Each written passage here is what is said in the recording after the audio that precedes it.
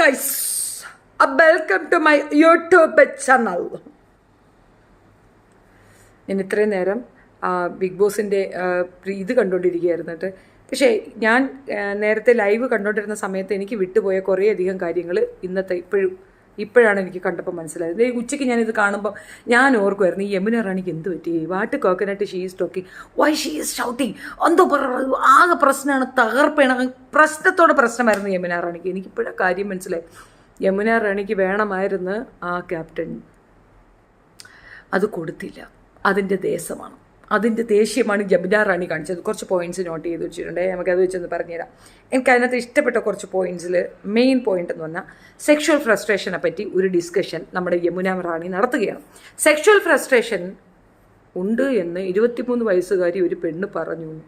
തള്ളേ, യമുന റാണിക്ക് എന്തറിയാം, ജാസ്മിൻ ഇതൊക്കെ കഴിഞ്ഞ് ഒരുപാട് ബസ്സൊക്കെ കയറി ഇറങ്ങിയ സ്റ്റേഷൻ എത്താൻ പറ്റാതെ പല ബസ് സ്റ്റാൻഡുകളിൽ ഇങ്ങനെ നിൽക്കുകയാണ് ആ കുട്ടി. അതിനെപ്പറ്റിയാണോ യമുന റാണി ഈ പറഞ്ഞത്?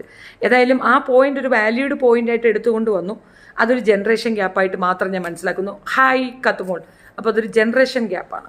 അപ്പോൾ അത് നമ്മൾ അതിൻ്റെതായ രീതിയിൽ വിട്ടാൽ മതി. അയ്യോ രഘുചേട്ട വണക്കം, നിങ്ങൾ തല്ലാൻ വരണ്ട.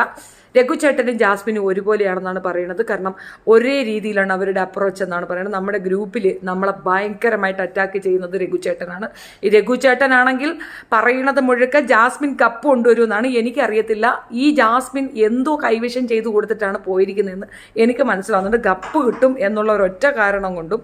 അത് മാത്രവുമല്ലാതെ നമ്മുടെ ഗ്രൂപ്പിലെ പെൺപിള്ളേരെല്ലാം അടിച്ചിരുത്തുകയാണ് ഈ മനോസാൻ. അപ്പോൾ പുള്ളിയുടെ ഫെമിനിസത്തിൽ ഇതൊക്കെ ഓക്കെ ആണെന്നാണ് പറയണത്. ബാത്റൂമിനകത്ത് കയറിയിട്ട് അത് കുഴപ്പമില്ലെന്നാണ് പറയണത്. കുളിക്കാൻ പോവാത്ത ജാസ്മിൻ എപ്പോഴും ബാത്റൂമിൽ പോകുന്ന നമുക്ക് വിശ്വസിക്കാൻ ഒക്കത്തില്ല. അതും പോയിന്റാണ്. പിന്നെന്തായിരുന്നു രഘുചേട്ടൻ്റെ വേറൊരു പോയിന്റ് എന്തായിരുന്നു? പിന്നെന്താ, ഉമ്മ വെക്കണതും പിന്നെ കെട്ടിപ്പൊടിക്കുക, അതൊക്കെ ഫ്രണ്ട്സിൻ്റെ ഇടയിലല്ലേ, അതൊന്നും ഒരു പ്രശ്നമില്ലെന്നാണ് പറയുന്നത്. ഇത്രയും നല്ലൊരു ഫെമിനിസത്തിനെ അത് നമ്മുടെ ഗ്രൂപ്പിലേക്ക് വന്ന്, അതും ഞങ്ങളുടെ പെണ്ണുങ്ങളുടെ ഗ്രൂപ്പിൽ വന്ന് ധൈര്യസമേതം ഇത് പറയാനുള്ള ആ മാനസിക വലിപ്പം നമ്മൾ കാണാതെ പോകരുത്. രഘുചേട്ടന് നന്ദി, നമസ്കാരം. ഓക്കെ, മൂക്കള ജാസ്മിൻ കപ്പടിക്കുക. പിന്നെ ഞാനിത് പറയുമ്പോൾ ഞങ്ങളിപ്പോൾ ഞങ്ങളുടെ വാട്സപ്പ് കൂട്ടായ്മയിൽ ഒരേ ഡിസ്കഷനാണ്. അവർ പറയണത് എന്താണെന്ന് പറഞ്ഞാൽ ജാസ്മിൻ കപ്പടിക്കൂല എന്ന് വെച്ചാൽ ഞങ്ങളുടെ കൂട്ടത്തിൽ കുറച്ച് പിന്നെ സീനിയറായിട്ട് ഒരാളുണ്ട്, അമ്മ പറയണത് എന്താണ്, അവൾക്ക് കപ്പടിക്കത്തില്ല, അതൊരു ഇമ്പോർട്ടൻ്റ് ഭയങ്കര സംഗതി പിടിച്ചൊരു ഷോയാണ്, ആ ഷോയ്ക്കകത്ത് അതിൻ്റേതായ വീര്യമുണ്ട്, അതിൻ്റേതായ സത്യസന്ധതയുണ്ട്, ഒരു വാക്കാനായിട്ട് ഇല്ല, അവക്കാണ് കപ്പെന്ന് ഞാൻ ആദ്യമേ പറഞ്ഞു. കഴിഞ്ഞ പ്രാവശ്യം അഖിൽമാരാർ കാണിച്ച അതേ കോൺഫിഡൻസ് ആണ് ജാസ്മിൻ ഇത്തവണ കാണിക്കുന്നത്. അപ്പം നമുക്ക് എന്ത് മനസ്സിലായി?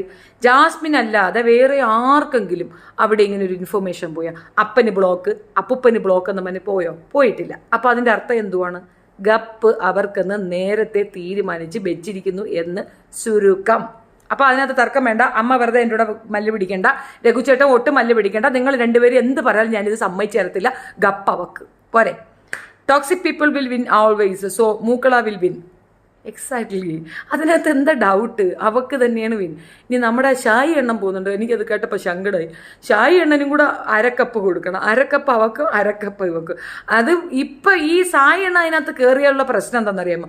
ബിഗ് ബോസിന് തല ചൊറിയിച്ചില്ലാവും. പഠിച്ചോനെ ഇനി ആർക്ക് കൊടുക്കണം? ഇതും ഫ്രോഡ് അതും ഫ്രോഡ്, രണ്ട് ഫ്രോഡിനും കൂടെ ഒന്നിച്ചൊരു കപ്പ് കൊടുക്കുന്ന അസുലഭ സുമുഹൂർത്തം നമ്മൾ കാണാൻ പോവുകയാണ്. ഗപ്പ് ഈ രണ്ട് ഫ്രോഡുകൾക്ക് ഒരു ഫ്രോഡിനാണെന്നുള്ളത് ഉറപ്പിച്ചോളി. പരിപാടിയില്ല, ഞാനിത് പ്രെഡിക്റ്റ് ചെയ്ത് കഴിഞ്ഞു, തീർന്ന് അത്രയേ ഉള്ളൂ. യമുന റാണിയെ സെക്സ് ഫ്രസ്ട്രേഷൻ്റെ കാര്യം പറയുന്നുണ്ട്. എനിക്ക് പക്ഷേ അതിനേക്കാൾ കുറച്ചുകൂടി ഇമ്പോർട്ടൻ്റ് ആയിട്ട് പറയാൻ തോന്നിയതെന്നറിയാമോ? ഈ ടാഗ് എന്തോ ഒരെണ്ണം നമ്മളൊരു ബാഡ്ജ് കുത്തിക്കുന്ന ഒരു ഇതുണ്ടായിരുന്നല്ലോ, അതിനകത്ത് പിന്നെ ഗബ്രി പറഞ്ഞ ഒരു പോയിന്റ്, പിന്നെ ഗബ്രി അനാവശ്യമായി ഒരാളെ പുറത്താക്കാൻ വേണ്ടിയിട്ടുള്ള ഒരു അലിഗേഷൻ പറഞ്ഞു. അതെനിക്കൊന്ന് ഋഷിയും അൻസിബയും എടുത്തു വെച്ച് ചർച്ച ചെയ്യുന്നുണ്ടായിരുന്നു. പക്ഷെ അത് കൃത്യമായി ഗബ്രിയിലേക്കോ മറ്റ് മത്സരാർത്ഥികളിലേക്കോ വന്നിട്ടില്ല. അവൻ പറഞ്ഞത് വളരെ വൃത്തികെട്ട ഒരു പോയിന്റാണ്. പക്ഷെ അന്നും ഋഷി ഇരുന്നുകൊണ്ട് പറയുന്നുണ്ടായിരുന്നു, ഇങ്ങനത്തെ വർത്തമാനങ്ങളൊന്നും പറയേണ്ട, ഇതിനൊന്നും നമുക്ക് പ്രൊമോട്ട് ചെയ്യാൻ ഒക്കത്തില്ല, ബിക്കോസ് അത് ഒരാളെ തോൽപ്പിക്കാൻ വേണ്ടി കളവ് പറയുകയാണെന്നുള്ളത് കൃത്യമായിട്ട് തന്നെ ഋഷി പറയുന്നുണ്ട്.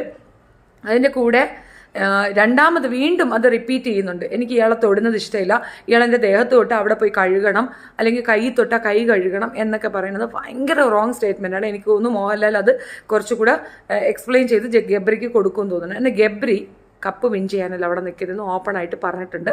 ഗബ്രി വിട്ടുകൊടുത്താണ് നിൽക്കുന്നത്. കാരണം ഗബ്രിക്ക് നമ്മുടെ റോബിൻ്റെ അതേ മോഡലായോ എന്നൊരു ഡൗട്ട് എനിക്കുണ്ട്. അതായത് ദിൽഷയ്ക്ക് കപ്പ് ഒഴിഞ്ഞു കൊടുത്തിട്ട് ആളിഞ്ഞ് മാറിക്കൊടുക്കുകയാണ്. എന്നിട്ട് മാറി നിന്നിട്ടുള്ള പ്രണയപരവശനായ പ്രണയനീന മണിയനീന നമ്മൾ അതിലേക്ക് പോയി പോവും. വേണ്ട അത് വേണ്ട കേട്ടോ. ജാസ്മിനെ വൗ എന്ന് പറഞ്ഞവൾ ഇപ്പോൾ ഫ എന്ന് പറയുന്ന കഷ്ടം തന്നെ. പോട്ടടെ കൊച്ചല്ലേ ട്രാൻസ് വുമൺ. അതിലേക്ക് വരാൻ രചിച്ചിട്ട് അവിടെ ജാസുമോ ജാസി അല്ലല്ലോ, വേറൊരു പെണ്ണിൻ്റെ പേരല്ലേ പറഞ്ഞത്. നോക്കാം, വരാം, അതിലേക്ക് വരാം. പിന്നെ ഈ ജാസ്മിനുമായിട്ടുള്ള ജിൻഡോയുടെ തല്ലുപിടി. ജിൻഡോ ശരിക്കും പ്ലേ അറിഞ്ഞ് തന്നെയാണ് ചെയ്യുന്നത്. ജിൻഡോ മറ്റുള്ളവരുടെ വക്താവായി സംസാരിക്കുന്നതായിട്ടാണ് തോന്നുന്നത്. നമ്മളൊക്കെ ആഗ്രഹിക്കുന്ന രീതിയിലാണ് ജിൻഡോ സംസാരിക്കുന്നത്. ഒരു പക്ഷേ ജാസ്മിനെ എതിർക്കുന്നുണ്ടായിരിക്കും നിങ്ങൾക്ക് ജിൻഡോയെ താല്പര്യം തോന്നുന്നു. പക്ഷേ ഞാൻ പറയട്ടെ, നമ്മൾ 100% അതിനകത്തൊരു പെർഫെക്ഷൻ, എന്ത് സാധനത്തിൽ നമ്മുടെ 100% കൊടുത്തു കഴിഞ്ഞാൽ അതവിടെ ഉണ്ടാകും. അതേസമയം നമ്മൾക്ക് വിൻ ചെയ്യാൻ വേണ്ടിയിട്ട് മറ്റുള്ളവരെ കുതികാൽ വെട്ടുന്ന ഒരു ടേം അത് ജിൻഡോയ്ക്കുണ്ട്. അതുകൊണ്ട് മാത്രം എനിക്ക് ജിൻഡോയെ സപ്പോർട്ട് ചെയ്യാൻ ഇഷ്ടമില്ല. തീർച്ചയായിട്ടും നമുക്ക് വേണ്ടിയിട്ട് പറയുമ്പോൾ നമ്മൾ അതിനകത്ത് ജെന്യൂനിറ്റി ഉണ്ടായിരിക്കണം. കൃത്യമായ സത്യാവസ്ഥയാണ് നമ്മൾ പറയുന്നതെങ്കിൽ ഒരാളും അത് തട്ടിക്കളയത്തില്ല. നിർബന്ധമായും നിങ്ങൾ തന്നെ വിജയിക്കും. പക്ഷേ ജിൻഡോ ആ ഒരു സ്ട്രാറ്റജി മനസ്സിലാക്കി രജിത് കുമാറിൻ്റെ പിന്നെ ശിഷ്യനാണെന്ന് പറയുന്ന ഒരുപാട് കാര്യങ്ങളുണ്ട്. അപ്പം എല്ലാം കൂടെ വെച്ചൊന്ന് താളബോധത്തിൽ വായിക്കുമ്പോൾ ഒരു സ്പെല്ലിംഗ് മിസ്റ്റേക്ക് എനിക്ക് ഫീൽ ചെയ്യുന്നു. പേഴ്സണലി എനിക്കത് ഇഷ്ടപ്പെട്ടില്ല. പിന്നെ ഒരാൾ കുളിക്കുന്നതും കുളിക്കാത്തതൊക്കെ ഒരാളുടെ പേഴ്സണൽ ചോയ്സാണ്. രഘുചേട്ടൻ പറയുന്നത് കറക്റ്റാണ്. രഘുചേട്ടൻ ആരെന്ന് ചോദിച്ചാൽ രഘുരാമൻ എന്ന് പറയും, ഞങ്ങളുടെ ഗ്രൂപ്പിലെ ഒരു സീനിയർ മെമ്പറാണ്. പുള്ളിക്കാരൻ ഭയങ്കര ഫെമിനിസ്റ്റാണ്. പുള്ളിക്കാരത്തിൻ്റെ അഭിപ്രായമാണ് ഞാൻ വീണ്ടും റിപ്പീറ്റഡ്ലി പറയണത്. കൃത്യമായി പറഞ്ഞാൽ കുളിക്കുന്നത് ഓരോരുത്തരുടെ പേഴ്സണൽ ചോയ്സാണ്. ശരിയാണ്. ഈ കുളിക്കാൻ പയ്യാത്തവരെന്ത് ചെയ്യണം? മുറിക്കകത്ത് കാണാൻ കയറിയിരിക്കണം, ഞങ്ങൾക്കിടയിൽ നടക്കാൻ വരരുത്, സ്പ്രേ അടിക്കില്ല എന്ന് ഒരു വെറൈറ്റി മീഡിയ വന്നിരുന്ന് പറഞ്ഞിട്ട് പിന്നെ സ്പ്രേ അടിച്ച് മണത്ത് നോക്കുന്നൊക്കെ പറയുമ്പോൾ ഞങ്ങൾക്ക് കുറച്ച് കുശുമ്പ് കുത്തും. അപ്പം നമ്മൾ എന്തെങ്കിലുമൊക്കെ പറയും. അപ്പോഴും നമ്മൾ പറയണ കുഴപ്പമാണെന്ന് പറഞ്ഞാൽ നമ്മൾ കുഴപ്പമാണെന്ന് പറഞ്ഞുകൊണ്ട് വരരുത്. ആൻഡ് ദാറ്റ് ആറ്റിറ്റ്യൂഡ് യമുന റാണി പിന്നെ ക്യാപ്റ്റൻസി അല്ല ജയിലിലെ നോമിനേഷനിലേക്ക് എല്ലാവരോടും സംസാരിക്കുന്ന ഒരു സിനാരിയോ ഉണ്ട്. അതിനകത്ത് പറ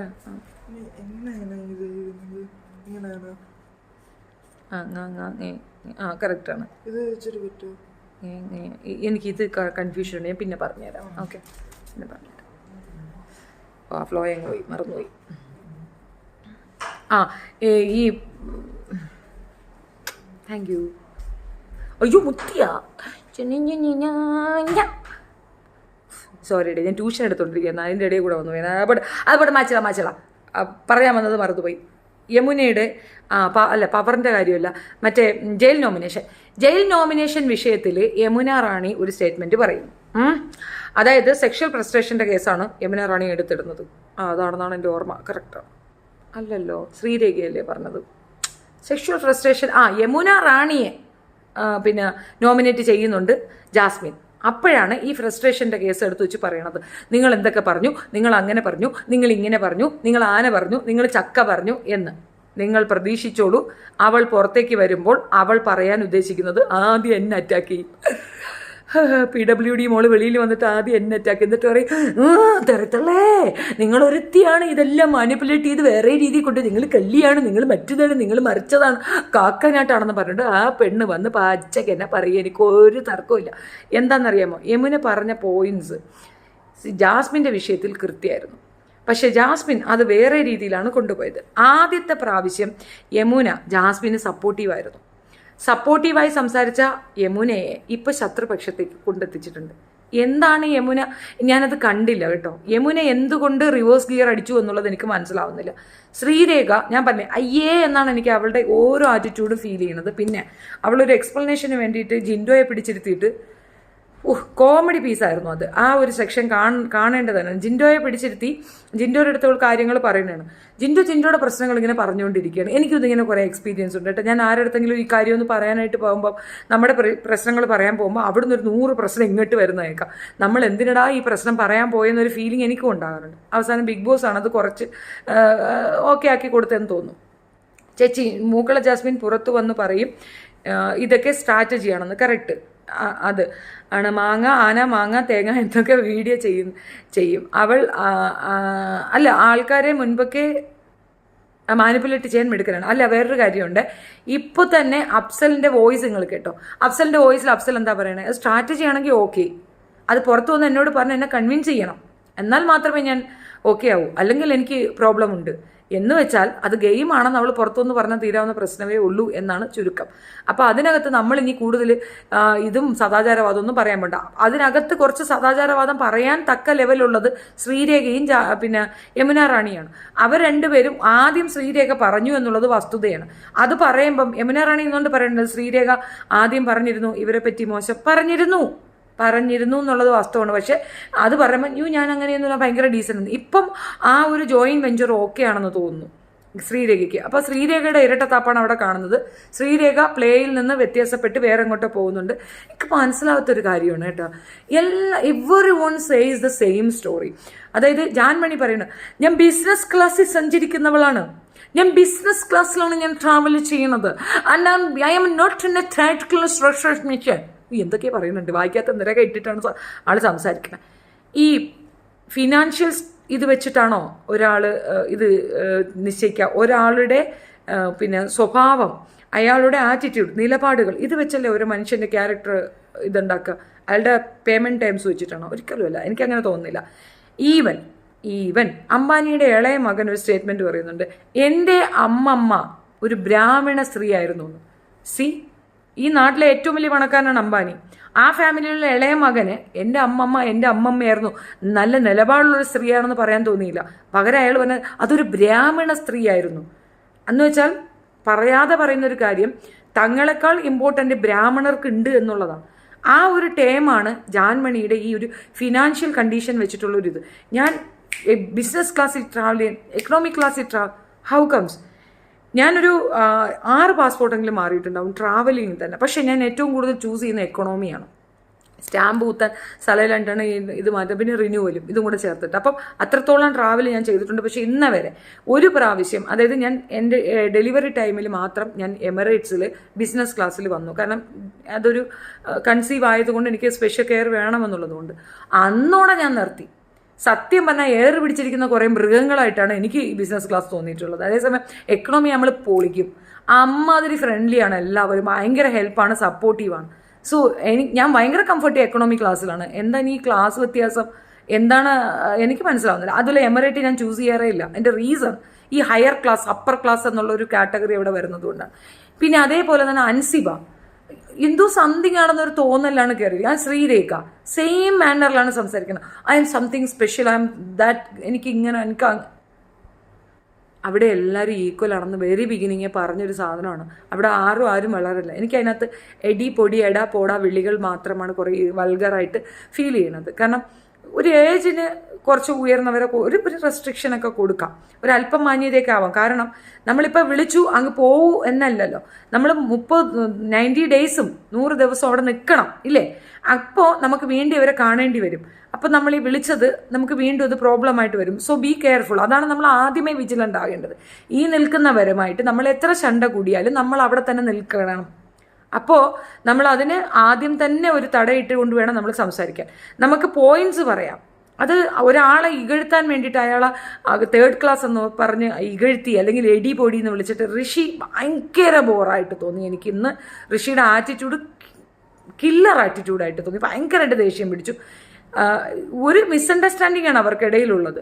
അത് ഒരു പക്ഷേ ശരണ്യ പറഞ്ഞാൽ തീരാവുന്ന പ്രോബ്ലംസേ അവിടെ ഉള്ളൂ. അതിൻ്റെ ഇടയ്ക്ക് ആരോ പ്ലേ ചെയ്തിട്ടുണ്ട്. ജാസ്മിൻ ആണെന്നാണ് ഞാൻ വിശ്വസിക്കുന്നത്. ജാസ്മിൻ പക്ഷെ പറയുന്നത് നോറയാണെന്നാണ്. ആരോ ഒരാൾ അതിൻ്റെ ഇടയ്ക്ക് പ്ലേ ചെയ്തിട്ടുണ്ട്. മോഹൻലാൽ അത് ക്ലിയർ ആക്കിയിരുന്നെങ്കിൽ നന്നായിരുന്നു. എനിക്കും അതായത് ഉത്തമ അവർ ലോ ക്ലാസ് അല്ല എന്ന് പബ്ലിക്കിനെ ബോധ്യപ്പെടുത്തുകയാണ് എന്നാണ് തോന്നുന്നത്. അത് കറക്റ്റാണ്, എനിക്കും അങ്ങനെയാണ് ഫീൽ ചെയ്തത്. അവർ ലോ ക്ലാസ്സോ ഹൈ ക്ലാസ്സോ ഹൈപ്പർ ക്ലാസ്സോ എന്ത് കുന്തോ ആയാലും പേഴ്സണാലിറ്റി എന്ന് പറയുന്ന സാധനം വെച്ചിട്ടാണ് ആളുകളുടെ ക്യാരക്ടർ അനലൈസ് ചെയ്യുന്നത്. ആ ഒരു ക്യാരക്ടർ അനലൈസേഷൻ ആണെങ്കിൽ ഷീസ് പക്കാ വേസ്റ്റ്. അവർ തേർഡ് ക്ലാസ് എന്നല്ല ഇസഡ് ക്ലാസ്സിലാണ് എനിക്ക് അവരെ ഫീൽ ചെയ്തത്. ജാൻമണി ഭയങ്കര മോശം മാത്രവുമല്ല, ആ ഒരു വിഭാഗത്തിന് അപമാനകരമാകുന്ന രീതിയിലാണ് ജാൻമണിയുടെ ആക്ടിവിറ്റീസ്. ഒരിക്കലും ടോളറേറ്റ് ചെയ്യാൻ പറ്റുന്ന ഒരു ക്യാരക്ടറല്ല ജാൻമണി.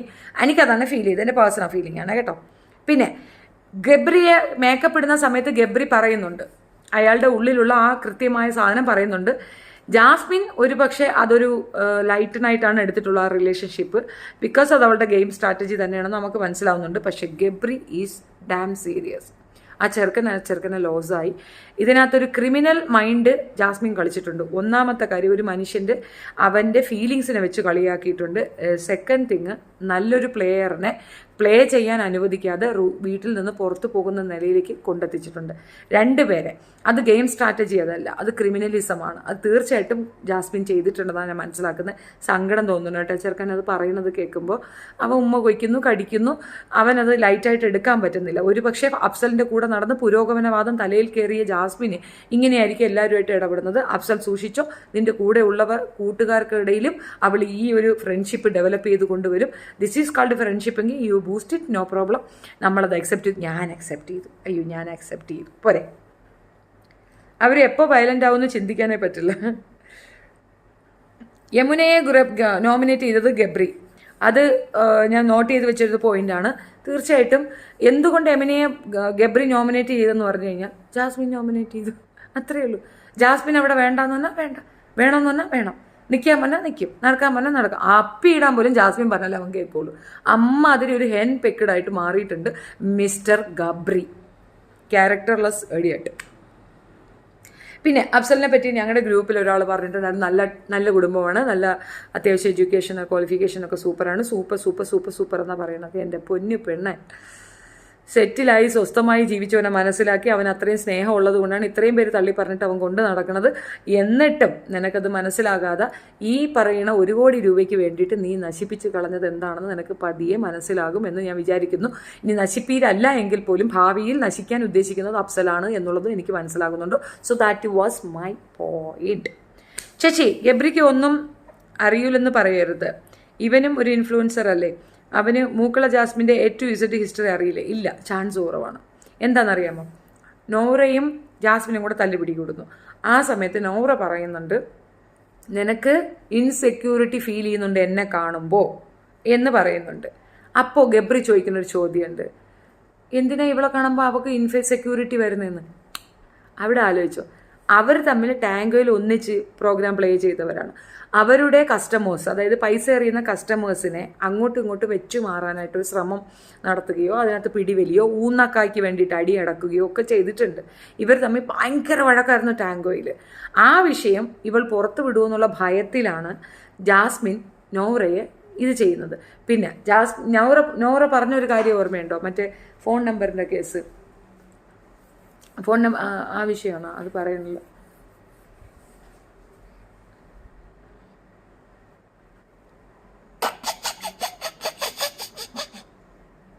ഞാൻ ബിഗ് ബോസിന്റെ അഡിക്റ്റ് ആയെന്നാണ് എൻ്റെ മോൻ പറയുന്നത്. രാവിലെ ബിഗ് ബോസ്, ഉച്ചയ്ക്ക് ബിഗ് ബോസ്, രാത്രി ബിഗ് ബോസ്, ബാത്റൂമിൽ പോകുമ്പോൾ ബിഗ് ബോസിനെ കൊണ്ടാ പോകുന്നത്. ഞാൻ ഇത്രയും അഡിക്റ്റഡ് ആയി എന്നുള്ളതാണ് സത്യം. വേറെ ഒരു ന്യൂസും കാണുന്നില്ല, 24 മണിക്കൂർ ബിഗ് ബോസ്. ഇനിയിപ്പോൾ അയാളും കൂടെ പോകണമെന്ന് പറയുമ്പോൾ പിന്നെ ബിഗ് ബോസ് ആണ്. ഇനി ബിഗ് ബോസിലല്ലാതെ വേറെ ഒരു പരിപാടിയില്ല. ഷായ്, നീ അറിഞ്ഞില്ലേ? അയ്യോ, സീക്രട്ട് എണ്ണം പോണുണ്ട്. എന്നെയും കൂടെ കൊണ്ടുപോകാൻ പറ. എനിക്കും പോകണം സീക്രട്ട് എണ്ണൻ്റെ കൂടെ, എനിക്കും പോകണം ബിഗ് ബോസിൽ. എനിക്ക് അവരോട് അടിയൂടായി, അവിടെ പോയി കിടന്ന് അടികൂടാ. ഇവിടെ യൂട്യൂബിൽ കിടന്ന് അടികൂടുന്നത് എന്ന് പറയാം, എനിക്ക് അവിടെ പോയി കിടന്ന് അവരോട് അടികൂടുന്നു. അയ്യോ, ഇരിക്കിരിക്കിരിക്കിരിക്കിരെന്ന് പറയുന്നുണ്ട് എനിക്ക്. പിന്നെ ജാസ്മിൻ്റെ ചില മാനറിസം, ചില ആറ്റിറ്റ്യൂഡ്. ഇനിയിപ്പം ഉപ്പ് നിരോധിച്ചിട്ടുണ്ട്, ഇനി എന്താ സംഭവിക്കാൻ പോണെന്നറിയാം. ഈ ഒരു വിഷയം എന്തുകൊണ്ടാണ് ഗ്യാസ് പിന്നെ അവർ സ്റ്റോപ്പ് ചെയ്തെന്നും ഉപ്പ് കൊടുക്കാതിരുന്നതെന്നും ഒക്കെ മോഹൻലാൽ വരുമ്പോഴാണ് പറയാൻ പോണത്. അപ്പോഴാണ് ഇനി അവിടെ അതിൻ്റെ പേര് ഒരു ഗുസ്തി നടക്കുന്നത്. പക്ഷേ സാധ്യത കുറവാണ്, കാരണം കഴിഞ്ഞ പ്രാവശ്യം പറഞ്ഞ ഒരു കാര്യത്തിനും അവിടെ അടി നടന്നില്ല. അത് വേറെയൊക്കെ വിഷയങ്ങൾക്കാണ് അവിടെ അടി നടന്നിട്ടുള്ളത്.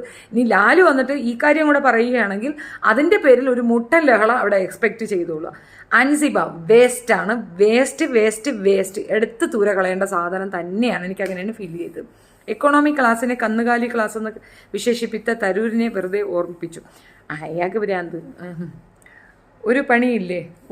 ഇനിയിപ്പോൾ ഈ വയസ്സുകാലത്ത് രാത്രി ഇനിയിപ്പോൾ പോയി എന്ത് പണി ചെയ്യാനാ? വിനു വന്നിട്ടില്ല, വിനു നാളെ വരുള്ളൂ. നാളെ വന്നിട്ട് ഞങ്ങളൊരു പണി എടുക്കാം, സൗകര്യം പോലെ. അതുപോലെ ഞാനും ബിഗ് ബോസ് കാണാറുണ്ട് താത്തെ. No more explanation. Thank you. അപ്പോൾ കഴിഞ്ഞേ. ഒരു പണിയില്ലല്ലേ, ഒരു പണിയില്ല, സത്യമായിട്ട് ഒരു പണിയുമില്ലാത്തത് കൊണ്ടാണ് ഈ പാതിരാത്രിക്ക് മെനക്കെട്ട് വന്നിരുന്ന് ബിഗ് ബോസിൻ്റെ റിവ്യൂ ഇട്ട് തരുന്നത് കേട്ടോ. ഞാൻ പറഞ്ഞില്ല, ഇനിയിപ്പം നാളെ പിന്നെ നമ്മുടെ സീക്രട്ട് അതിനകത്ത് കയറി കഴിഞ്ഞാൽ ചറപറേ റിവ്യൂസ് വരാനാണ് ഇരിക്കുന്നത്. ഇപ്പോഴെന്ന് പറഞ്ഞാൽ ഒരു 3 നേരം 2 നേരം ചുരുക്കി ചറപറേ വരും. സുനിൽകുമാർ, പണിയില്ലാത്തവർക്ക് പണി കൊടുക്കാൻ വന്നതാണോ നീ? ടെററാണല്ലേ.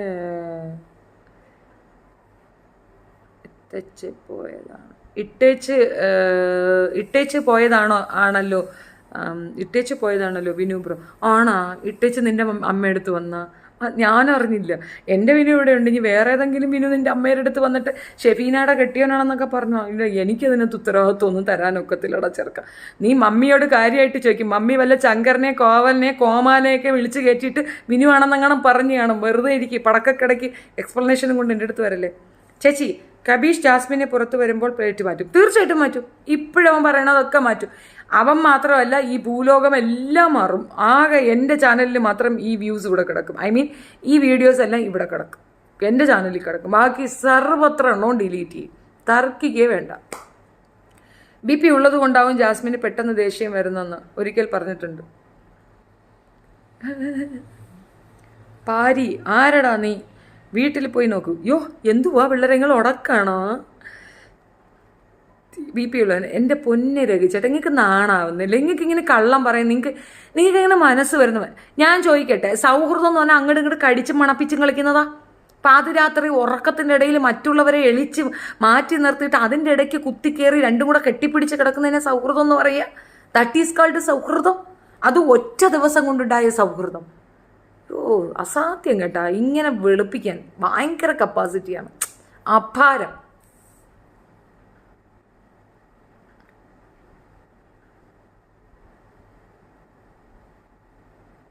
എല്ലാവരുടെ കമൻസ് ഒക്കെ വായിച്ചിട്ടുണ്ട്. അപ്പോൾ ശരി, ഗുഡ് നൈറ്റ്. ഞാൻ ഇന്ന് വേറൊരു ന്യൂസ് എടുത്ത് വെച്ചിട്ട് ഞാൻ ഇന്ന് പറയണമെന്ന് വിചാരിച്ചു. പിന്നെ ഞാൻ വിചാരിച്ചു വേണ്ട, എനിക്കിന്ന് പോയി ബിഗ് ബോസ് തോന്നി. ഞാൻ ഇനി ബിഗ് ബോസേ പറയുന്നുള്ളൂ. അല്ല പിന്നെ ഓക്കെ. ഷെഫീന താത്ത, ജാസ്മിൻ ഗെയിം വിൻ ചെയ്യാൻ എന്തും ചെയ്യും. ജാസ്മിന് വിൻ ചെയ്യാൻ ഒന്നും ചെയ്യേണ്ട കാര്യവുമില്ല. അവളാണ് വിന്നർ. അത് അവരാദ്യമേ നിശ്ചയിച്ചിട്ടുണ്ട്. പിന്നെ ഇനി അവിടെ കിടക്കുന്ന കളികളൊക്കെ തന്നെ പേ കളികളും പേ കൂത്തുമാണ്. ഏതായാലും പിന്നെ സായി കൃഷ്ണ അങ്ങോട്ട് പോകുന്നുണ്ട്. സായി കൃഷ്ണ പോയിരുന്നെങ്കിൽ കൊള്ളായിരുന്നു. അപ്പോൾ ഇന്നും ഇരുന്നൊക്കെ വീഡിയോ ഇടുന്നുണ്ട്. അപ്പോൾ ഒരു ചെറിയ ടെൻഷൻ. എങ്ങനെയല്ലടാ, പോടാ സായി, നീ എന്തരടാ, അത്രയൊക്കെ ആയില്ലടാ, നീ ഒന്ന് പോടാ കൊച്ചു ഇറക്ക. ഷാജി, പണിയില്ലാത്തവർക്ക് പണി കൊടുക്കാൻ വന്നതാ പാരി. അത് ശരി. അത് അങ്ങനെയാണ്, നമ്മുടെ സൊസൈറ്റിയിൽ അങ്ങനെ ഒരു പ്രശ്നമുണ്ട്. മാപ്പിള ഇല്ലാത്തവർക്ക് മാപ്പിള, അച്ഛനില്ലാത്തവർക്ക് അച്ഛൻ, അങ്ങനെയൊക്കെ ഉണ്ട്. അങ്ങനെ കുറേ പേര് ഇറങ്ങിയിട്ടുണ്ട്. അച്ഛനില്ലാത്തവർക്ക് അച്ഛൻ ഉണ്ടാക്കി കൊടുക്കുക, ഭർത്താവില്ലാത്തവർക്ക് ഭർത്താവ് ഉണ്ടാക്കി കൊടുക്കുക. അങ്ങനെ കുറേ ടൈമുണ്ട്. അത് നിങ്ങൾക്ക് അറിയത്തില്ല. അതൊക്കെ നിങ്ങൾ അറിഞ്ഞിരിക്കണം. നിങ്ങൾക്ക് അച്ഛനില്ലേ, അങ്ങോട്ട് ചെന്നാൽ മതി, അവർ അച്ഛനാക്കി തരും.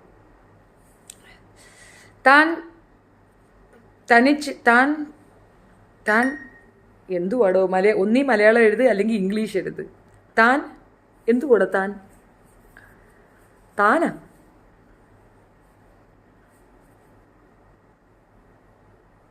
ഞാൻ കുറേ സാധനം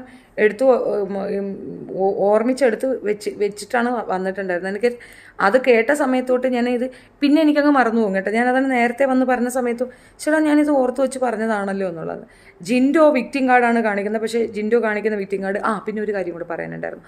ദാറ്റ് പോയിന്റ് സൂപ്പർ കേട്ടോ. ഒരു ഡ്രസ്സിങ്, ആ ഒരു ഫാഷൻ പരേഡ് ചാൻസേ ഇല്ല. എന്തൊരു ഭംഗി, എല്ലാവരും സൂപ്പർ, ആരും മോശമില്ല. അതിൻ്റെ നോറയുടെ പെർഫോമൻസ് സൂപ്പറായിട്ടുണ്ടായിരുന്നു. എനിക്ക് ആ സാരികളാണ് ഇഷ്ടപ്പെട്ടു. എന്താ ഭംഗിയല്ലേ. അപ്സര കൊടുത്തിരിക്കുന്ന സാരി കണ്ടപ്പോൾ ഭയങ്കരമായിട്ട് ഇമ്പ്രസ്ഡായി. നല്ല രസമുണ്ടായിരുന്നു. കുറച്ചെങ്കിലും ഒരു ഇത്, അതും മോശമെന്നൊന്നും പറയാനില്ല. പക്ഷേ ശ്രീരയുടെ ഡ്രസ്സ് എനിക്കത് അങ്ങോട്ട് ഇഷ്ടപ്പെട്ടിട്ടുണ്ടായിരുന്നില്ല. ജെട്ടി ജിനിയോ വീഡിയോ അവൻ്റെ ചാനലിൽ സായി ചെന്നൈയിലെ കാല് കുത്തിയെന്നൊക്കെ പറയുന്നു. അപ്പോൾ പോയിട്ടുണ്ടാവും. ഷെഫീന മാം, ആ പാരിയെ ഒരു ഡോസ് കൊടുത്തു വിടൂ. എന്തു പറ്റി? പറി ആൻഡ് ഋത്തി എന്തൊരു പറി ആൻഡ് ഋത്തിയ, എന്തുവാടി പേരിത്?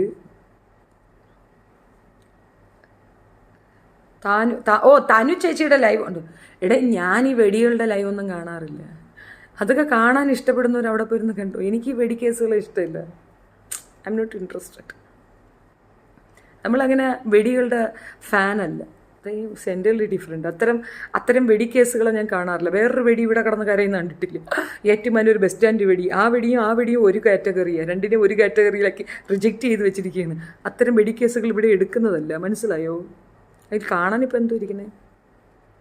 എന്തുകൂടെ ആരെങ്കിലും കണ്ടവരുണ്ടെങ്കിൽ കമൻ്റ് ഇട്ടേ. എന്താ പ്രശ്നം? എന്തുകൂടെ അതിനകത്ത് കാണാൻ തോന്നി? എന്താ തടേ നിറഞ്ഞിരിക്കുന്ന അതാ നമ്മൾ സത്യഭാമയുടെ ഇത് പറഞ്ഞ കണക്ക്. അല്ലേ വേണ്ട, എന്തിന് വെറുതെ ഞേണി മണം പൂഞ്ഞോ ഞാടോ അത് പറഞ്ഞ ഉടനെ എനിക്ക് അതാ ഓടും വന്നു. അൻസിപ്പ വലിയ വീട്ടിൽ വിരുന്ന് ചെന്ന പോലെ ഒന്നിലും പെടാതെ ഒഴിഞ്ഞു. എനിക്കത് തീരെ ഇഷ്ടപ്പെടുന്നില്ല. അതെന്താ രഹിച്ചേട്ടാ? നിങ്ങൾ അവളെ ഒന്ന് എൻകറേജ് ചെയ്യണ്ടേ? ജാസ്മിൻ്റെ ടീ എന്ന് പറഞ്ഞിട്ട് കുറേ പേര് ഇത് പറയുന്നുണ്ട്. പിന്നെ അടുത്ത ക്യാപ്റ്റൻ ജാസ്മിനാണ്, അത് മറന്നു പോണ്ട. അത് മാത്രമല്ല, ഇത്തവണത്തെ ക്യാപ്റ്റന് ഒരു പ്രത്യേകത കൂടെയുണ്ട്. എന്താണെന്നല്ലേ? അടുത്ത പവർ ടീമിനെ നിർദ്ദേശിക്കാനുള്ള കപ്പാസിറ്റി കൂടെയുണ്ട്. അതാണ് പോയിന്റ്. ഈ എവിക്ഷൻ അവളില്ലേ, പുറത്തൊന്നും ആവില്ല. പുറത്താക്കിയ പിന്നെ ബിഗ് ബോസ് പൂട്ടി കെട്ടണം, അത്രയേ ഉള്ളൂ. ഗപ്രി ചപ്പിയ മുല്ലപ്പൂവും വവ്വാല് ചപ്പിയ കശുമാങ്ങയും ഒരുപോലെ.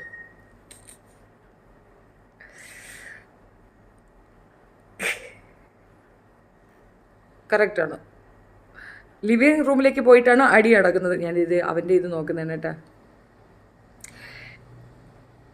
ഓരോ ആളുകൾ ഓരോരുത്തർക്ക് 20,000 50,000 രൂപ വെച്ച് കൊടുക്കുമായിരുന്നു. 2 പേർക്കും കാമുകന്മാരുണ്ടായിരുന്നു ആളി. അവർ 2 പേരെയും അത് ഒഴിവാക്കിയിട്ട് അത് ചോദ്യം ചെയ്ത് അതിൻ്റെ പുറത്താണ് അടി.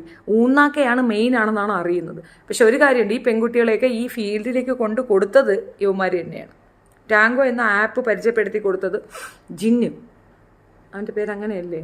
അങ്ങനെ ഏതാണ്ട് ഒരു പേരാണ്. അവനാണ് പരിചയപ്പെടുത്തി കൊടുത്തതെന്ന് പറയുന്നത്. ഉന്നാക്കായ്ക്ക് ഒരു റിങ് നഷ്ടപ്പെട്ടു, ഒരു ഡയമണ്ട് റിങ് നഷ്ടപ്പെട്ടു. അപ്പോൾ അത് ഓക്കെ. മുക്കട്ട ജാസ്മിൻ പേരാണ്. അപ്പം നിങ്ങൾക്ക് ഏകദേശം പിടിയിട്ടില്ലേ? പവർ ടീമിലേക്ക് ഗബ്രിയെ എടുക്കാനുള്ള എല്ലാ റൈറ്റ്സും ഉണ്ട്. പക്ഷെ ഒരു സാധനമുണ്ട്, ഗബ്രിയെ ആരെങ്കിലും നോമിനേറ്റ് ചെയ്തിട്ടുണ്ട്. ഗബ്രി എവിക്ഷനിലേക്ക് വന്നു കഴിഞ്ഞാൽ ഗബ്രി പുറത്തായാൽ പണിപാളും. പക്ഷേ എനിക്കൊന്ന് ഇപ്പോഴത്തെ ഒരു അവസ്ഥയിൽ ജാസ്മിൻ അത് ആഗ്രഹിക്കുന്നുണ്ട്, ഗബ്രി പുറത്താകാനായിട്ട്. കാരണം പണി പാളിയിട്ട് നിൽക്കുകയാണ്, കയ്യിൽ നിന്ന് വിട്ടിട്ട് നിൽക്കുകയാണ് കേട്ടോ.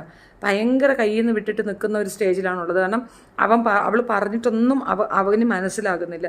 പിന്നെ വേറൊരു റീൽസ് ഇങ്ങനെ നടക്കുന്നുണ്ട്, മൂക്കിൽ നിന്ന് എടുത്ത് ഇങ്ങനെ കുടഞ്ഞിട്ടിട്ട് അതിൽ നിന്ന് ചോറ് വാരി. എന്നെ കൊണ്ടുപോകത്തില്ല. നമ്മൾ വീട്ടിലും ഇങ്ങനെ ഒരു സിസ്റ്റം ഉണ്ട്, വാരി കൊടുക്കുന്നത്. എനിക്ക് അങ്ങനെ നമ്മൾ വാരി കഴിക്കുന്ന കണക്കൊരു കംഫർട്ട് വേറൊരാൾ വാരി തരുമ്പോൾ ഉണ്ടാകത്തില്ല. എങ്ങനെ ഇതൊക്കെ ഓക്കെ ആവുന്ന എനിക്കറിയത്തില്ല. ജാസ്മിനെ കുറ്റം പറഞ്ഞിട്ട് എന്താണ് കാര്യം ചേച്ചി? അവളുടെ വീട്ടുകാരെയാണ് പറയേണ്ടത്. അതാണ് സത്യം. ഈ സുനിൽകുമാർ നിങ്ങൾ ഇത് കണ്ടിട്ട് ചിരിക്കുന്ന ശ്രീവിരുദ്ധതയാണ് ഈ സൺ ഓഫ് നോന് എഴുതിയിട്ടത്. എന്നിട്ട് നിങ്ങൾ അതിന് നാക്ക് നീട്ടി കാണിച്ചു കൊടുക്കുന്നില്ല. നിങ്ങളാൾ മോശം സൈക്കോ ആണല്ലേ നിങ്ങൾ. ചേച്ചി ബിഗ് ബോസ് ശരിക്കും കളിച്ചു, ബിഗ് ബോസ് ടാസ്കാ? ഇല്ല, ഇതിനകത്ത് ബിഗ് ബോസ് ശരിക്ക് പെട്ടാണ് നിൽക്കുന്നത്. കാരണം ഇയാൾ വിളിച്ച് നിർബന്ധിച്ചിട്ടുണ്ടാവും. ഒരുപക്ഷെ അഫ്സൽ ഇടപെട്ട് കാണും. കാരണം അവനാണല്ലോ, ഈ തന്തയ്ക്ക് വലിയ പ്രശ്നമൊന്നും ഉണ്ടായി കാണത്തില്ല. അഫ്സൽ ഇടപെട്ട് കാണും. അഫ്സൽ തന്തയെ കൊണ്ട് വിലക്കിച്ച് കാണും. അപ്പം തന്തയുടെ അടുത്ത് അതൊന്നും പറയേണ്ട, ബ്ലോക്ക് ഉണ്ട് എന്നൊരു വാക്കെങ്ങാണം പറയാനായിരിക്കും പറഞ്ഞിട്ടുണ്ടാവും. തന്ത പുറത്ത് നടക്കുന്ന കാര്യം അങ്ങോട്ട് ഇൻഫോം ചെയ്തു. ഈ വിഷയം അവർ ടെലികാസ്റ്റ് ചെയ്ത് കഴിഞ്ഞാൽ നിയമപ്രകാരം ഇവളെ എവിക്റ്റ് ചെയ്യേണ്ടി വരും. അപ്പോൾ അത് വയ്യാത്തത് കൊണ്ട് അവരുടെ ആകെ ഒരു പിന്നെ കണ്ടന്റ് ക്രിയേറ്റർ ആരെന്ന് വെച്ചാൽ അത് അവൾ തന്നെയാണ്. അപ്പോൾ പിന്നെ അവർക്ക് അവരെ ഉപേക്ഷിക്കാൻ ഒക്കത്തില്ല. അപ്പം തൃശങ്കു സ്വർഗത്തിലേക്ക് നമ്മുടെ ബിഗ് ബോസിനെ കൊണ്ടെത്തിച്ചത് ജാസ്മിനും ജാസ്മിൻ്റെ ഫാദറുമാണ്. മാമനെ കുറ്റം പറഞ്ഞിട്ടാണ്. അതൊന്നും വിചാരിക്കണ്ട.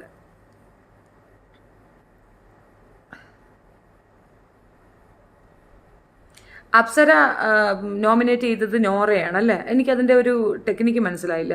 അപ്സര വേറെ എന്തൊക്കെയോ സ്റ്റോറിയൊക്കെ പറഞ്ഞുകൊണ്ട് വന്നിട്ട് പിന്നെ നോറ എന്തിനങ്ങനെ പറഞ്ഞത് എനിക്കിപ്പോഴും മനസ്സിലാവുന്നില്ല. മേ ബി ഞാൻ കാണാത്തത് കൊണ്ടാണോ എന്ന് എനിക്കറിയത്തില്ല. ഇടയ്ക്കൊക്കെ കുറേ മിസ്റ്റേക്ക് വരുന്നുണ്ടായിരുന്നു. മോൻ്റെ ട്യൂഷനും അതും ട്യൂഷൻ എടുക്കുന്നുണ്ട്. അപ്പം അത് റിലേറ്റഡ് ആയിട്ട് ഞാൻ കുറച്ച് ബിസി ആകുമ്പം മാറിപ്പോയോ എന്ന് എനിക്കറിയത്തില്ല. നോറ എന്താ ഇവരെല്ലാവരും കൂടെ ഇങ്ങനെ ശത്രുവാക്കുന്നത്? അത്രയ്ക്ക് എന്തെങ്കിലും അവൾ ചെയ്തോ? ഒന്നും അറിയത്തില്ല. ചോദിച്ചു നോക്കണം എന്തരാണോ എന്തോ. മുടിയനും അൻസിബയും കൂടെ കളിക്കുന്നത് വെറും പക്ക ഇതാണ്. പക്ക റോങ് പ്ലേ ആണ് കളിക്കുന്നത്. ശ്രീതു എന്തോ ഒന്ന് ചൊറിഞ്ഞുകൊണ്ട് വരുന്നുണ്ട്, എനിക്കറിയില്ല. എന്നാലും പിന്നെ അതിൻ്റെ ഫാഷൻ ഷോ എനിക്ക് ഏറ്റവും ഇഷ്ടപ്പെട്ട ഒരു കാര്യമാണ് കേട്ടോ. 5 wild card last Tamil Bigg ബോസിൽ വിട്ടിരുന്നു. ബട്ട് വൈൽഡ് കാർഡിൽ ഒരാളാണ് വിൻ ചെയ്തത്.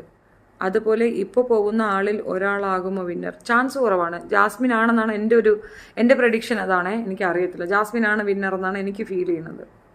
ജാസ്മിനെക്കാട്ടി നല്ലൊരു പ്ലെയർ വന്നാൽ കളി മാറും. ഇപ്പോഴതിനകത്ത് എല്ലാവരെയും ആരെ സംസാരിക്കാൻ അനുവദിക്കാതെ അടിച്ചിരുത്തുന്നത് ജാസ്മിൻ മാത്രമേ ഉള്ളൂ. അപ്പോൾ ഇപ്പോഴത്തെ വിന്നർ ആരെന്ന് വെച്ചാൽ തീർച്ചയായിട്ടും അത് ജാസ്മിൻ തന്നെയാണ്.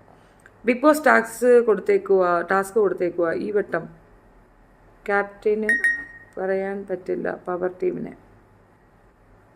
ഇല്ലല്ലോ, അങ്ങനെയല്ലല്ലോ പറഞ്ഞത്. ഇപ്പോഴത്തെ അവർ അതിനകത്ത് എടുത്തു പറഞ്ഞല്ലോ, അവർക്ക് പവർ ടീമിനെ നിർദ്ദേശിക്കാനുള്ള അധികാരം ഉണ്ട് എന്ന് പറഞ്ഞിട്ടുണ്ടല്ലോ. പിന്നെന്താ? മാമിനെ കുറ്റം പറയുന്നത് കണ്ടിട്ട് ഞങ്ങൾ മിണ്ടാതിരിക്കില്ല. എന്നെ കുറ്റം പറയുന്നത്, കുറ്റം ഉണ്ടെങ്കിൽ അവർ പറഞ്ഞിട്ടെ, ഇല്ലാത്ത കാര്യം പറയുന്നതിന് നിങ്ങൾ മൈൻഡ് ചെയ്യാൻ പോണ്ട. ഈ ഒരു സാധനം, ഒരു അലിഗേഷനും തെളിയിക്കാൻ പറ്റുന്ന സാധനങ്ങൾ അവരുടെ കയ്യിലില്ല. അപ്പോൾ അത് നിങ്ങളത് ഇഗ്നോർ ചെയ്യുന്നതാണ് ഏറ്റവും best thing. Ignorance is the best thing. നമ്മളത് മൈൻഡ് ചെയ്യാനേ പോകണ്ട. ബിക്കോസ് എന്നെ പിടിച്ചാൽ ഇപ്പം ജട്ടി ജിനു എങ്ങനെ അത്രയും ഒരു നമ്പറിലേക്ക് കുതിച്ചു കയറി? അവൻ കഴിഞ്ഞ വർഷവും ബിഗ് ബോസ് റിവ്യൂ നടത്തി, അതിൻ്റെ അങ്ങേ വർഷവും റിവ്യൂ നടത്തി. അവൻ എത്തിയോ ആ നമ്പറിലേക്ക്? ഒരിക്കലുമില്ല. അവനെ എത്ര 20 അത്രേ ഉണ്ടായിരുന്നുള്ളൂ. പക്ഷേ എന്നെ എടുത്ത് അവൻ പറയാൻ തുടങ്ങി, കുറേയധികം ചരിത്രങ്ങൾ വിളിച്ചു പറയാൻ തുടങ്ങി. അവൻ 100-നോട് അടുക്കുന്നു. അപ്പോൾ അത് ഒരു സ്ട്രാറ്റജിയാണ്, എന്നെ പറഞ്ഞു കഴിഞ്ഞാൽ കിട്ടുക എന്നുള്ളത്. ഞാൻ ഇതുവരെ എന്ത് നിങ്ങളോട് പറഞ്ഞോ 1% പോലും അതിൽ നിന്ന് മാറി സഞ്ചരിക്കുകയോ ഇല്ല എന്ന് പറയുകയോ ഇല്ല. ഓക്കെ. പിന്നെ ബാക്കി പോക്കൃത്തരങ്ങൾ അത് എന്ത് വേണോ പറഞ്ഞുകൊണ്ട് പോട്ടെ, നമ്മളത് മൈൻഡ് ചെയ്യാനേ പോകണ്ട എന്നുള്ളതാണ് എൻ്റെ പേഴ്സണൽ അഭിപ്രായം. എൻ്റെ ഭാഗത്തുനിന്ന് ഒരാൾ പോലും അതിനകത്ത് പോയി കമൻ്റ് ഇടാനോ അവരെ സപ്പോർട്ട് ചെയ്യാനോ അല്ലെങ്കിൽ അവരെ നോക്കാനോ ഒന്നിനും പോകരുത്. നിങ്ങൾ നിങ്ങളുടെ വഴിക്ക് നോക്കുക. ഒരു കാര്യം കൂടെ ഞാൻ പറയാം.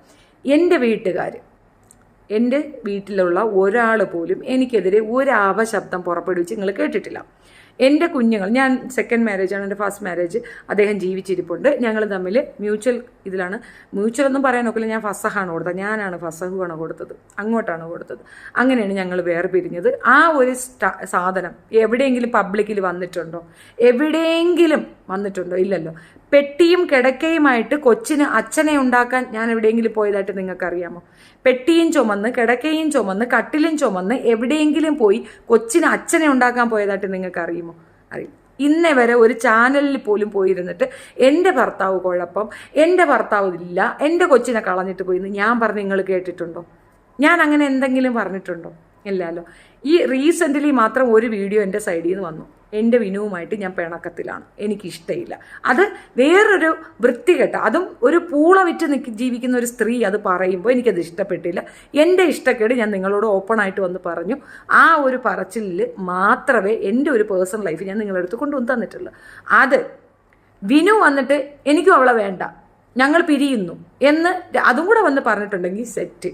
അല്ല അതിൻ്റെ പുകളിൽ അവൻ ജോലി ചെയ്യുന്നിടത്ത് പോയിട്ട് അവൻ പിഴയാണെന്ന് ഞാൻ പറയണമെങ്കിൽ സെറ്റ്. വിനുവിൻ്റെ വീട്ടുകാരെന്തെങ്കിലും കംപ്ലയിൻറ്റ് ചെയ്തെങ്കിൽ സെറ്റ്.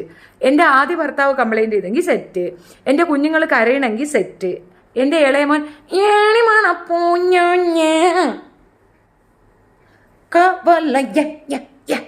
പുള പുള പുള പുള കാവാലയ്യ പുള പുള പുള പുള എന്ന് പറഞ്ഞെങ്കിൽ സെറ്റ് ആണോ? എൻ്റെ കുഞ്ഞ് സൂയിസൈഡിന് ശ്രമിച്ചു എന്ന് പറയുന്നു, തെളിവുണ്ടോ? ഒരു സ്കൂളിൽ അങ്ങനെ ഒരു റൈറ്റപ്പ് എഴുതി വെച്ചിട്ടുണ്ടെങ്കിൽ ആ സാധനം സ്കൂളിൽ അവൈലബിൾ ആയിരിക്കും. ഉണ്ടോ? നിങ്ങളുടെ കയ്യിൽ അതിൻ്റെ തെളിവുണ്ടോ? കൊണ്ടുവരിക. എൻ്റെ മോൻ പഠിക്കുന്നത് KEMSലാണ്, അതിന് മുമ്പ് പഠിച്ചത് MAMലാണ്, അതിന് മുമ്പ് പഠിച്ചത് ദുബായിലെ ഗ്രാമർ സ്കൂളിലാണ്.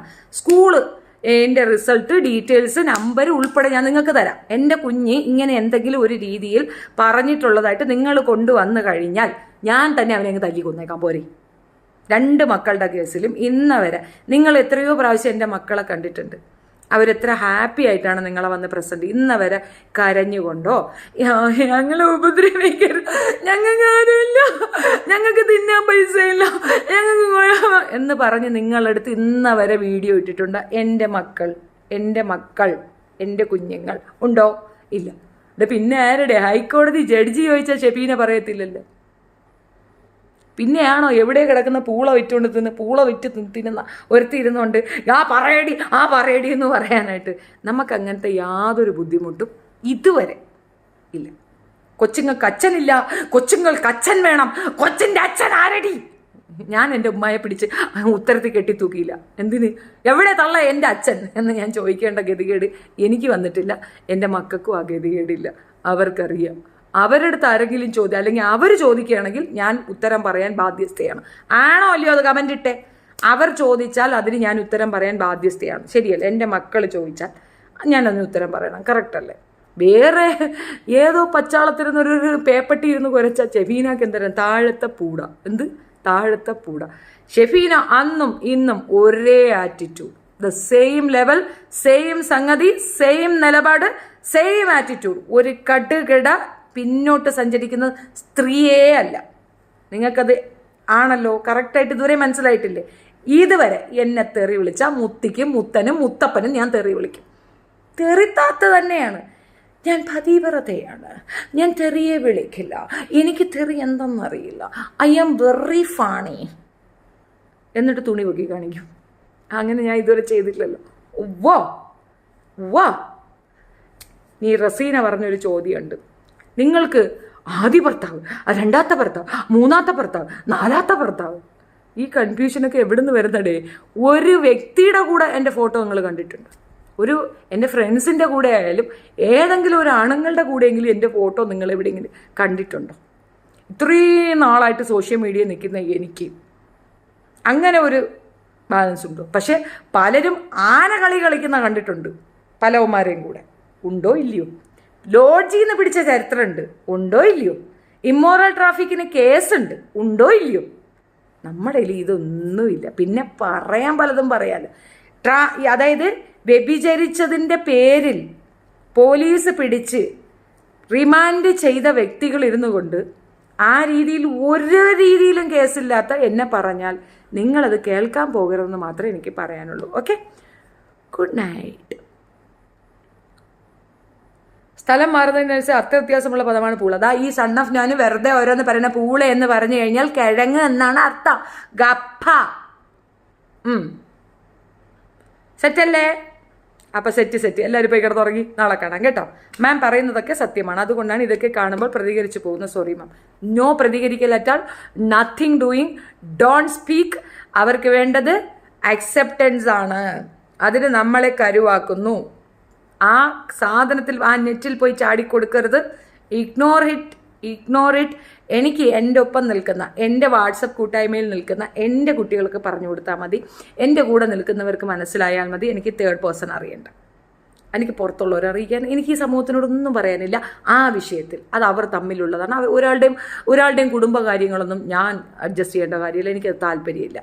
ഞാൻ വ്യക്തമായി പറഞ്ഞു, സ്ത്രീകൾക്ക് സെൽഫ് റെസ്പെക്റ്റ് ഉണ്ടാവണം. ഞാൻ സെൽഫ് റെസ്പെക്റ്റ് ഉള്ളവളാണ്. എൻ്റെ ആദ്യത്തെ വിവാഹത്തിൽ ഞങ്ങൾ വേർപിരിഞ്ഞപ്പോൾ എൻ്റെ മകൻ എൻ്റെ ഒപ്പമായിരുന്നു. എന്നോട് വന്ന് എൻ്റെ കുട്ടീനെ ചോദിച്ച സമയത്ത് ഞാൻ പറഞ്ഞതാണ്, നിങ്ങൾ തന്നെ കുട്ടി, 50-50, ഒരു പ്രശ്നമില്ല. പക്ഷേ എൻ്റെ ഒരുപാട് പിടിച്ചോണ്ട് പോയാൽ ഞാൻ ചത്തുപോകും. അതുകൊണ്ട് പകുതി എനിക്ക് പകുതി നിങ്ങൾക്ക്. രണ്ടുപേരൂടെ ഉദ്ധ്വാനിച്ചിട്ടാണല്ലോ കുഞ്ഞുണ്ടായത്. അത് പുള്ളി സമ്മതിച്ചു. ഞങ്ങൾ വളരെ സ്നേഹത്തോടു കൂടി രണ്ടുപേരൂടെ ചേർന്ന് വളർത്തി ഇത്രയും വലുതാക്കി ഞങ്ങൾ വെച്ചിട്ടുണ്ട്. ഇന്ന് വരെ അവനോ ഞാനോ അദ്ദേഹത്തിന് ഒരു വാക പറഞ്ഞ് നിങ്ങൾ കേട്ടിട്ടല്ലോ. ഇനി അദ്ദേഹത്തിൻ്റെ അടുത്ത് പോയി ചോദിച്ചാൽ അദ്ദേഹത്തിൻ്റെ വായിൽ നിന്നും ഞങ്ങൾക്കെതിരെ ഒരു വാക്ക് വീഴില്ല, ഒന്നും പറയില്ല, പറയാനായിട്ടൊന്നും ഇല്ല. അതാണ് വാസ്തവം. അത്രയ്ക്ക് എനിക്ക് ഉറപ്പുള്ളൊരു കാര്യമാണ്. ഞാൻ അതവിടെ നിൽക്കട്ടെ. ഇനി ഈ അടുത്ത ആ സമയത്ത് രണ്ടാമത്തെ കുഞ്ഞിനും ഇവനും തമ്മിൽ 12 വയസ്സ് വ്യത്യാസമുണ്ട്. അപ്പോൾ അത്രത്തോളം കാലഘട്ടം ഞാൻ തനിച്ച് തന്നെയാണ് ഈ കുട്ടീനെ വളർത്തിയിട്ടുള്ളത്. അപ്പോൾ തനിച്ച് ഈ മകനെ വളർത്തണമെങ്കിൽ ഞാൻ എത്ര ഏജ്, എനിക്ക് 18 വയസ്സുള്ളപ്പോൾ ഉള്ള കുഞ്ഞാണ്, അത്ര ചെറിയ പ്രായത്തിൽ തൊട്ട് തനിച്ച് ആടിനെ, പശുവിനെ, കോഴിയെ, ട്യൂഷൻ, പുല്ലരിഞ്ഞ് വിറ്റിട്ടുണ്ട്. 20 രൂപയ്ക്ക് ചന്തയിൽ പുല്ലരിഞ്ഞു കൊണ്ടുപോയി വിറ്റിട്ടുണ്ട്. വലിയ കുടുംബം, ഭയങ്കര പണമൊക്കെ ഉള്ള വീടായിട്ടും ഞാൻ അതൊന്നും എടുക്കാതെ ഞാൻ എൻ്റെ കുഞ്ഞിന് ട്യൂഷൻ ഫീസ് കെട്ടാനും അവൻ്റെ ഉടുപ്പ് വാങ്ങിക്കാനും ഒക്കെ അധ്വാനിച്ച് തന്നെയാണ് കൊടുത്തിരുന്നത്. അതുകൊണ്ട് തന്നെ എനിക്ക് എന്താണ് കഷ്ടപ്പാടെന്ന് വ്യക്തമായിട്ടറിയാം. ഞാൻ ആരെടുത്തും പെട്ടിയും കിടക്കയും എടുത്തു കൊണ്ടുപോയി എനിക്ക് ചെലവിന് തരൂ എന്ന് പറഞ്ഞ് അവിടെ കയറി താമസിച്ചിട്ടില്ല. ഞാൻ ജോലി ചെയ്താണ് ഞാൻ ജീവിച്ചത്. ആ ആത്മാഭിമാന ബോധം എനിക്കുള്ളത് മറ്റ് പെൺകുട്ടികൾക്ക് ഉണ്ടാകട്ടെ എന്ന് ഞാൻ പറഞ്ഞു. അതാര് വന്ന് എൻ്റെ അടുത്ത് സംസാരിച്ചാലും, ഏത് പെൺകുട്ടികൾ വന്നാലും ഞാൻ പറയും, അടിമത്തം ഒരു ദിവസം നിങ്ങൾക്കത് ബേർഡനാകും. നിങ്ങളുടെ കൂടെ നിൽക്കുന്ന വ്യക്തിക്ക് എന്തെങ്കിലും സംഭവിച്ചാൽ നിങ്ങൾ നടുത്തെരുവിലായി പോകും. ഇട്ടിട്ട് പോകുന്നതല്ല, മരിച്ചു പോവാം, നടുത്തെരുവിൽ. അപ്പം നമ്മൾ സ്വയം പര്യാപ്തരായിരിക്കണം. സ്വയം പര്യാപ്തത ഒരു പെണ്ണിൻ്റെ ഏറ്റവും വലിയ സ്ട്രെങ്ത്താണ്. ആ സ്ട്രെങ്ത് ഉണ്ടാക്കിയെടുക്കാൻ ഓരോ സ്ത്രീകളും പരിശ്രമിക്കണം. നമുക്കൊപ്പം ആളുണ്ട്, അയാൾ ടേക്ക് കെയർ ചെയ്തോളും എന്ന് പറയുന്നതിന് പകരം നമുക്കൊപ്പം അയാളുള്ളപ്പോൾ അയാളോട് കാര്യം പറഞ്ഞ് അയാളുടെ സപ്പോർട്ടോടു കൂടി ഒരു ഏണിംഗ് മെമ്പറായി നമ്മൾ നിന്നാൽ, ആ നിൽക്കുന്ന ആൾ എൻ്റെ കൂടെ സൗഹൃദം വെച്ചാൽ എനിക്കിത്തി പൈസ കടം ചോദിക്കാം, അത്രയേ ഉള്ളൂ. That's it. എല്ലാ ജോബിനും അന്തസ്സുണ്ട്, ശരിയാണ്, എല്ലാ ജോബിനും അന്തസ്സുണ്ട്. ബിഗ് ബോസ് ഡേ കെയർ തുടങ്ങും, ജാസ്മിനെയും ഗബ്രിയും ഹെൽപ്പ് ചെയ്യില്ല. ഇനിയിപ്പം അല്ല, അവർ പോട്ടെന്ന്, നിങ്ങൾ ഒരു ദിവസം കൂടെ ക്ഷമിക്കപ്പിള്ളിക്കടെ, ഇനി ഒരു ദിവസം കൂടെ ഉള്ളൂ, ഒരു ദിവസം കഴിഞ്ഞ് നമുക്ക് കാണാമല്ലോ എന്താണ് അവിടെ നടക്കാൻ പോണെന്ന്. Just wait, hold on. അപ്പം ശരി ഏട്ടാ, നാളെ കാണാം. Good night, see you tomorrow.